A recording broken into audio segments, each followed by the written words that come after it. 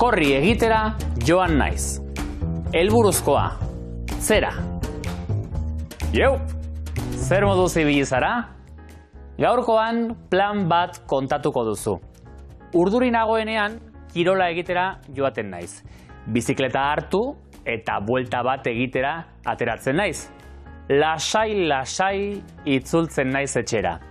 Eta etxera etorrita, afaria prestatzera.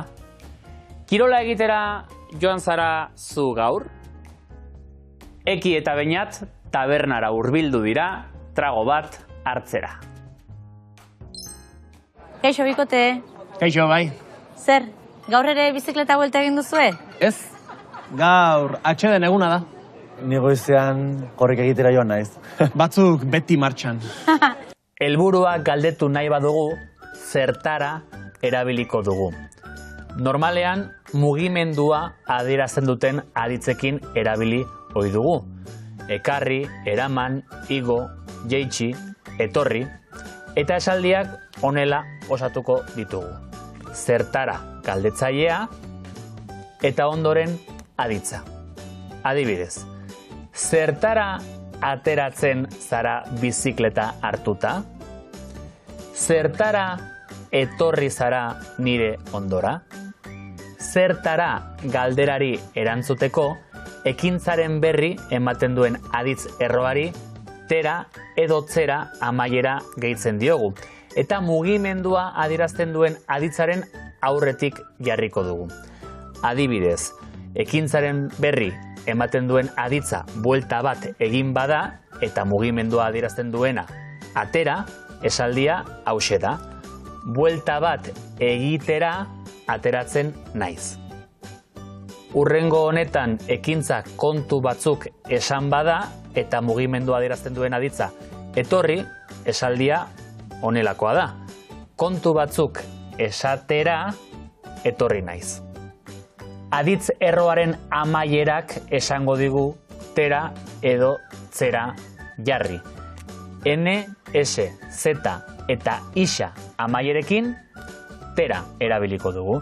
Gainontzeko guztiekin tzera. Esan aditzaren erroarekin esatera. Konpondu aditzaren erroarekin konpontzera. Adibidez, arratsaldean laguna bizikleta hondatu zaiola esatera etorri da. Eta konpontzera eraman dugu tailerrera. Bete hutsuneak.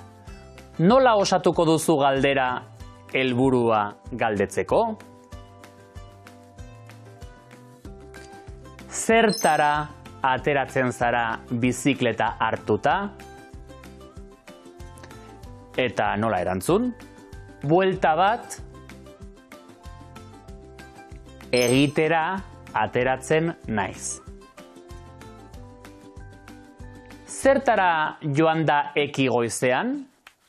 Goizean, korri egitera joan da. Laguna etorri da arratsaldean. Zertara? Arratsaldean laguna bizikleta apurtu zaiola. Esatera etorri da.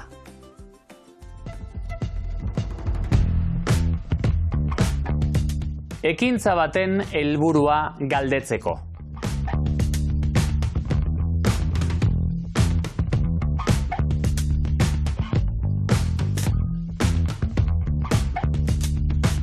Ekintza baten helburua erantzuteko.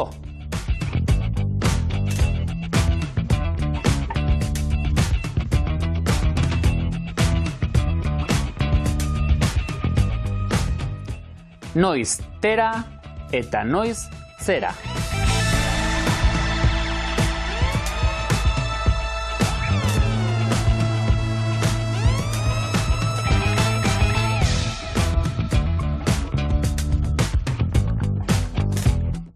Animo eta segi lanean.